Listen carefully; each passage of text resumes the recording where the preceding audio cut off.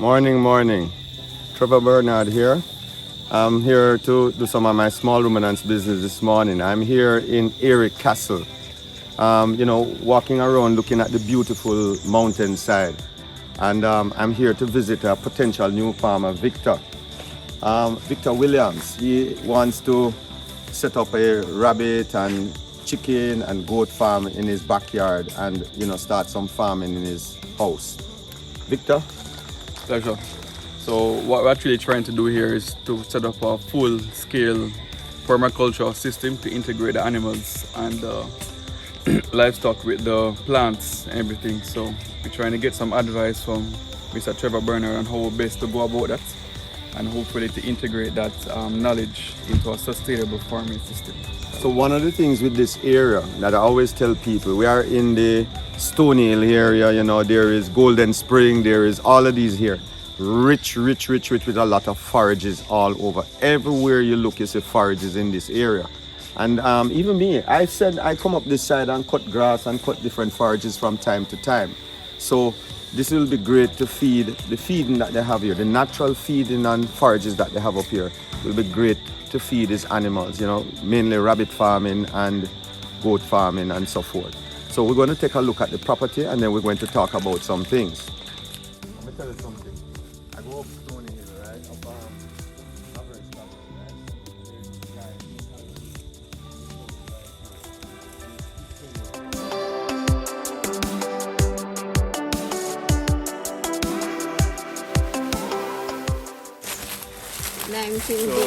So we have one pear tree here, next pear tree here, and we have one more pear tree, or 3 pear trees. So this is king grass. I could see some chicken up there. The cows, you don't No, the goat. the goat grass. No. They used to make silage. I'm falling down You're not going to fall down there. So I think this is as far as schooling had become. And goats love to be on height. So you have to just work with this. Just put your goat pen against there. Cause that is your fence line, right? Yeah. Just put your goat pen against there and just come out here with it. You can almost start level right here and come down to however big you're going to do it. And just drop your pen here. Here is perfect, nothing wrong with this. So the chicken, you wouldn't recommend seeing we're up here. I could probably put the chicken. Yeah man, chicken can come up here, sir. Can come up here. You can put your goat pen and chicken pen up here. And you have to clean it and do everything, Alright, where is the nearest house? That house is right there, sir, right? Yeah. So And they have a next one right there. I'd put my goat pen, I'd put the chicken right here, sir. The gentleman up here, he does goat, chicken, and pigs up here. Yeah. So I'd put my alright. One of the things is I kind of have a little prejudice with the pig thing, right? So maybe you shouldn't follow me all the time with the pig. But No, I understand. I have conversations about it and I still have to tell you understand? Yeah. But I might not be always right in the pig things that I'm telling you, right? But the thing is, pig uses a lot of water. If you put pig up here and you start to wash all that pig manure, where are you going to wash it to? You see the infrastructure? You're going to have a pig, you're going to have a treatment plant to treat it. You don't have the land here because all of this pig thing is going to run down there. And when the rainfall is going to run right down there. What are you going to do with all that pig stuff? That's true. Well, if you are doing goat manure, you bag it out. Right. It's going to be dry. You bag it out. You put it in a heap to one corner, make it cure. It will cure right here. If rain fall and wet it, it's not going to stink up the place or create a problem in your backyard. So the best thing is goat manure, the rabbit manure, those things are fine. The chicken manure, you can control it. It has a high smell, but you take it and you cover it. And sometimes what you do, when you throw it out, you use leaves. You put all your leaves and all those things on top of the manure. And it kind of cover it and blanket it. So where we are right now, in regards to the wooden floor, don't use concrete for the goats. No, you use board. You use flatted floor. So you start a flatted floor over there and just come like this. And then the manure will drop on the ground here and you're good to go. Yeah, that's all you would have to do here. Just start from up the top right against that fence. Come straight over here with your beam. And you see these trees? when you cut down these trees, if you get a sawman, you can split up these and turn them into lumber. That is what we do. Cut up the trees, whatever trees you have. I don't know if it's a softwood or whatever you have, but you get a sawman who knows how to turn the tree into lumber, and you cut up these trees and turn them into lumber. So you don't have to, because it's expensive to buy lumber now. It's actually better to buy sawwood, you know, wood from chainsaw people who cut up wood. Okay. Yeah, that's also very good. But this is a nice location. I like it. This is good for the goats, fresh air, you know, the chicken, fresh air, all of that. Here, so it's nice. You can do everything right here. Goat pen. And always remember, when you're doing it, it's best to put one in one corner and the other one in the other corner. Because when you want to grow, suppose you believe that the goat is doing better than the sheep, than the chicken, you grow this way. Yeah. Suppose the chicken is doing better, you grow this way. But if you put a chicken and a right in the middle right here, then which direction you're going to grow? You're going to limit yourself. Not much room To maneuver. So you should start at one corner with one and start at the other corner with one, and then keep the middle for, you know, that's what I would do. So you have to do a modular. You have to think modular. Think modular with what you're going to do. I only have money now to build a pen this size. But how big can I get? How big do I want to be? Right? Think big and make sure you have a plan for the big start. For the end game. Have an end game, right? You want an end game, and the end game must be very large. Right? Don't think of any little small backyard thing, you know, like normal. Think very, very big. And this is perfect here. Right? This is perfect. This can work.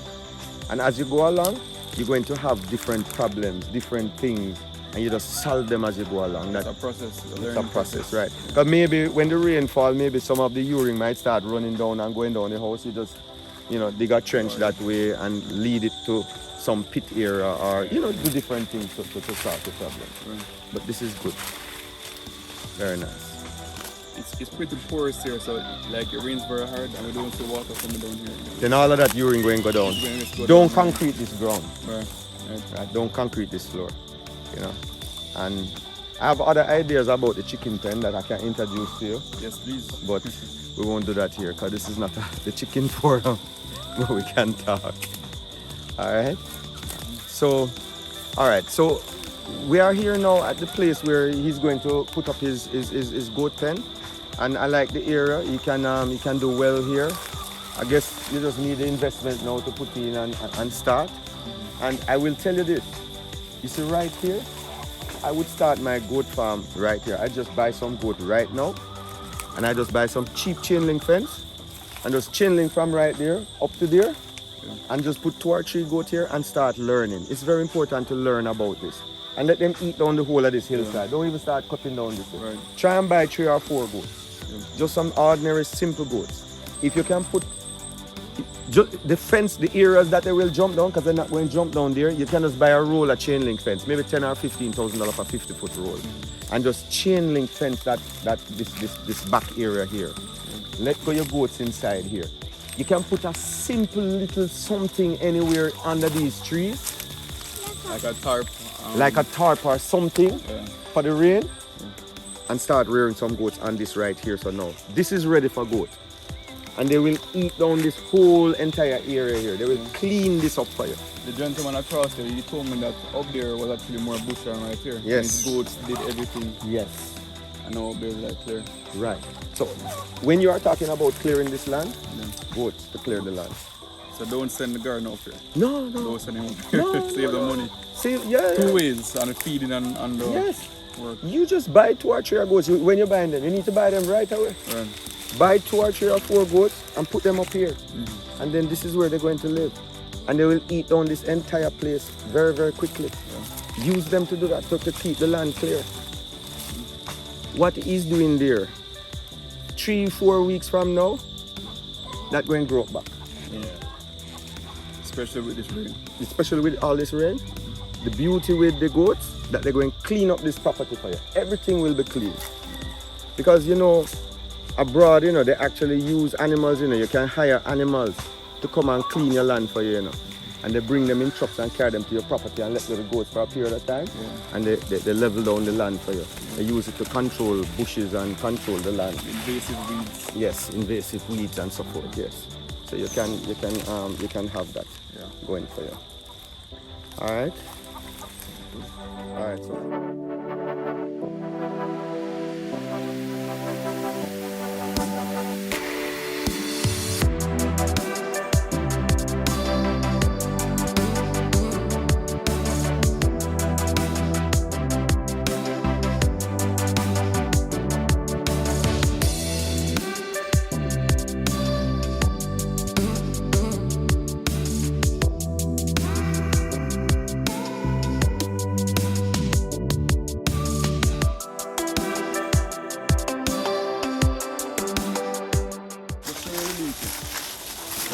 You get skillful, you know.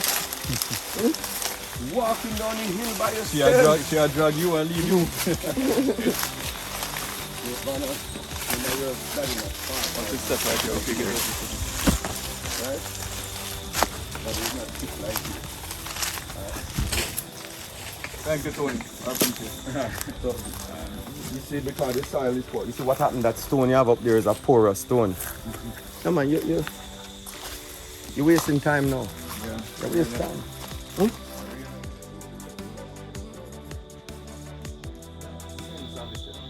One of the things that is very important in building your goat pen facility and any facility, whether chicken or rabbitry and so forth, is that you have to think about biosecurity. Now, one of the things is that you have to make sure that you keep the place clean. Practice good sanitation because you have different diseases can enter your farm. You also have to stay away from, don't want to let a lot of people enter inside your farm and carry this, especially if they're coming from other farms. You have to be careful about this because this is very important because diseases and different things can enter into your farm. Now, one of the things that I am going to also introduce to Victor today is that you should align your facility the front of your facility should be either pointing to the east or to the west. Okay. The reason for this is that the sun rises in the east and it sets in the west. So what happens is that, as you all know, the sun is the greatest sanitizer. It is the best sanitizer in the world. There's nothing that is better than the sun. So Victor, what I'm trying to show you here now, you see when the sun rises, the sun must hit either the front or the back of the pen. So the full length of your pen, the sun should hit it. So that sun will sanitize the facility. And also, the animals will sunbathe inside the pen when the sun is hitting it. And then, and in the evenings, towards the west, the sun will hit either the back or the front. Right. So you always position your pen that it gets the full spectrum of the sunlight, because this is one of the things that can prevent diseases. It dries out the pen. When you have your slotted floor, you must use slotted floor. It's the best way to start good, to start with your slotted floor. So the sun will come in and dry out the pen very quickly. And because the urine will wet up the board and you have different bacteria and so forth. And this will keep your pen clean with this natural sanitization. Also, when the manure drops through the slotted floor on the pen, if you have this big area, look at the beautiful sun. Right now the sun is right above us, as you can see. The sun will come right inside that pen, dry it, and under the slotted floor, and keep the place dry. Okay. Because as you know, moles and sometimes we have even the grass, like if you cut the grass and you put it down for a certain period of time, moles will come on the grass and you will have mole all around the place. Even mole inside your house, especially in the Stony Hill area. If you have the mole inside there, it can cause the children to get sick. It can That's why cause we have to always, we invested into a steam machine. Right. Where we always steam all the cravings everywhere. Right. So it is important because mole can be a problem. So you want the sun to sanitize your facility away from mole. So, my fellow farmers, I hope you understand what I'm saying. The longest part of your pen must be pointed towards the east or the west, that you get the most penetration of the sun. That's what you want. inside the pen. This is very important. So one of the reasons why I wanted to do the chicken farming is because when COVID came down, we couldn't get any chickens really to buy, to raise, to grow. You know, prices went up, and that was a very scary time for my family, especially like having a newborn and everything. So it kind of felt vulnerable, like as a father. Even though the money was there to buy it, the availability of the product wasn't there. Okay. And so we want to be as completely independent of the grid as possible. So one of the things, we introduced this young man and we didn't even get his name. Your name? Yeah, I'm Trevor Williams, brother of Victor here. Okay, so they are both brothers. And you look like the both of you. He's the younger brother though. Yeah. So both of you look like, you know, interested in this farming thing, right? Yeah, man, definitely. So the two are going partner in this. Without a doubt. We love to see this, you know, this family thing and two brothers, you know, going to do their thing. You know, I was just talking to you about how important cluster group is. It is. And one of the things that I love about what we just discussed earlier on is that they are going to form a cluster group with his next door neighbor, the rear goats. Yeah. And this Kemar. Kemar is his name. And this is very, very important when we form clusters, especially with rabbit rearing and goat rearing, that we can all help each other grow together. We are here now by the riverside still, and I came here now and I saw a guango tree above us. And the guango pods are here. Now, this is excellent goat feeding. I'm just introducing it to Victor and his brother here now. Excellent goat feeding. So what farmers do, they pick up these guango pods, store them in a bag, and then on a rainy day, or if you have a lot of it, you can feed the animals. Very good source of feed for the animals, these guango pods, and they love it. Because I think the guango have a sweetie type of taste, and the animals gravitate towards it. So we have all, in these bushes and everywhere you go, you have so much different plants and animals, so many different plants in nature that you can feed our goat and our sheep and our rabbits with. You know, one of the things that I don't even see any here now, but is the Spanish needle. Spanish needle is one of the good rabbit feeding and also goat feeding. And you have this all around you, right here. Naturally, like in our house, on the part where in the driveway where it was cleared, Yes. naturally the Spanish needle grows there. Like wild. Yeah. So much Before feed. the garden actually cleared all of that, but if I had known before, I wouldn't have cleared it. Right, but Yeah. it's going to grow back It's gonna very grow fast. back, yeah. Very, very fast it will grow back, and you're going to have all that feeding. So, you know, you can't miss. There's so much feeding. You're in a goat heaven, feeding heaven. You know, money everywhere we look around us, we see all this green gold. Make use of it, gentlemen. I will. We are down by. We come in Bonal. So we are. This is Bonal Road. So we are down in Bonal Road here now by this riverside. They actually have a swimming area down that side, and you know the children they come here to This play. is the Wagwater River. It goes Wag- right back to Nutter Bay. So this is Wagwater River that goes back to Nutter Bay. So I met these two lovely young ladies. I mean, and they look at what they're doing. They take up 2 buckets of water to carry go up the hill. But I haven't seen this in a long time, and it's a blessing and so nice to meet both of you. So you live in the area? Yes, well, where I'm from here, this is my older sister. Okay. I'm living in Portmore now, but she's doing some work at home. So we're You come taking to up the help her. water. Instead of using the water at home to mix the cement, we come to pick Oh, up the you're water. mixing cement, you use Yeah, this water. yeah. Very, very nice. And it's so nice to meet you. And this is a lady from Portmore. Come to this country lifestyle. You know, all of us in Kingston dream to live like and to do what you're doing. Well, me, I dream, I wish if I did live in an environment like this. I just love this. Nice meeting you. Yes, nice Okay. meeting you too. All right. All right. Yeah, man. We look good. Yeah, man. Yeah. So,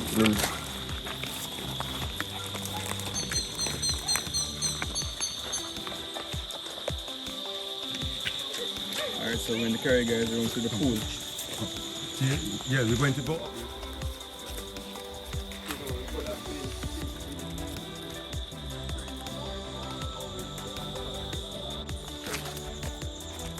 This was so good.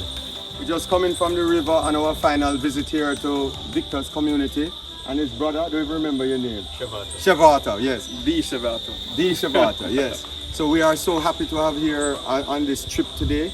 We went by the river, the children swam, some of us swam in the river, and we met other goat farmers and so forth. And we really had a great time. So we are now departing up the road, coming from the riverside. People, I want you to continue watching my videos. I always have surprises and a lot of educational stuff. for us to learn and to visit and to see. So keep watching and keep subscribing. Good to have met you. Pleasure. And thanks A pleasure. so much for this good time that we had here today. Bye-bye. All right. It's like it was the old road. And the water runs through the road. You guys step in this one. Go ahead, step in. Go ahead. Play in the water. That's why I carry you here, to play in the water.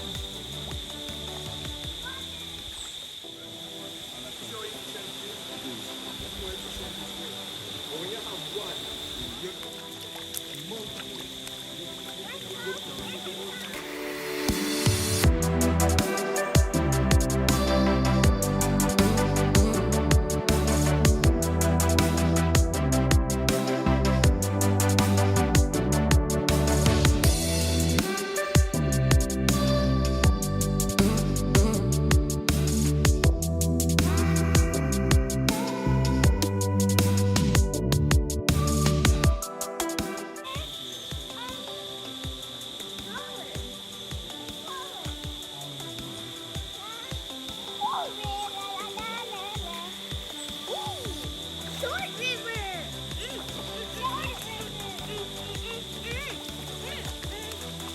Woo, bridge.